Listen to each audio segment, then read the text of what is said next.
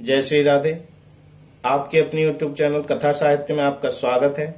आज शनिवार का दिन है। शनिदेव की पूजा के लिए जिनकी कुंडली में शनि दोष, शनि की 7.5 या ढैया होती है, उनको शनिवार की व्रत कथा सुननी चाहिए तथा पढ़नी चाहिए।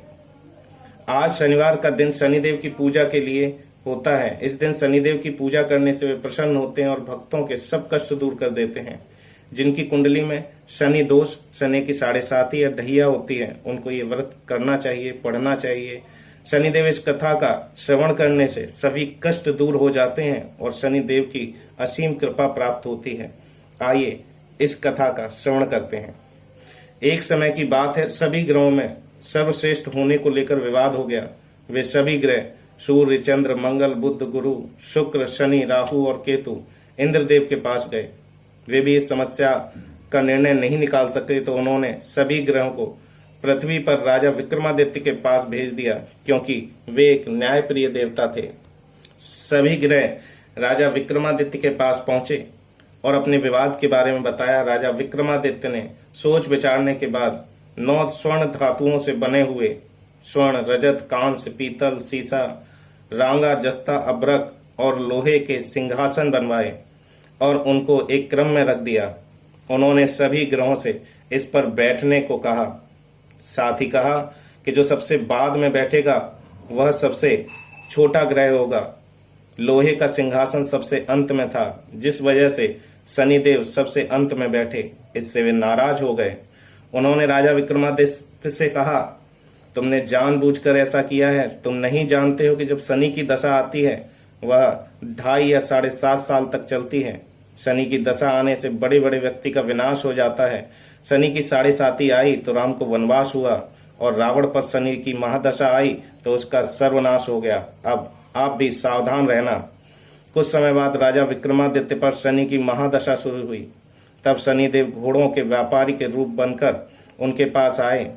राजा विक्रमादित्य को पता चला कि एक सौदागर अच्छे घोड़े लेकर आया है, तो उन्होंने उसको खरीदने का आदेश दिया। एक दिन राजा विक्रमादित्य उनमें से एक घोड़े पर बैठे तो वह उनको लेकर जंगल में भाग गया, गायब हो गया। राजा विक्रमादित्य का बुरा वक्त शुरू हो गया था। वे भूख प्यास से तड़प रहे थे तो एक ग्वाले ने पानी पिलाया तो राजा ने उनको अपनी अंगूठी दे दी। फिर नगर की ओर चल दिए। एक सेठ के यहाँ पानी पिया और अपना नाम उज्जैन का बीका बताया। सेठ बीका को लेकर घर गया। वहां उसने देखा कि खूंटी पर एक हार टंगा है और खूंटी उसे निगल रही है। देखते ही देखते हार खूंटी से गायब हो गया। हार चुराने के आरोप में सेठ ने वीका को कोतवाल से पकड़वा दिया। वहां के राजा ने वीका के हाथ पैर कटवा दिए और नगर के बाहर छोड़ने का आदेश दिया।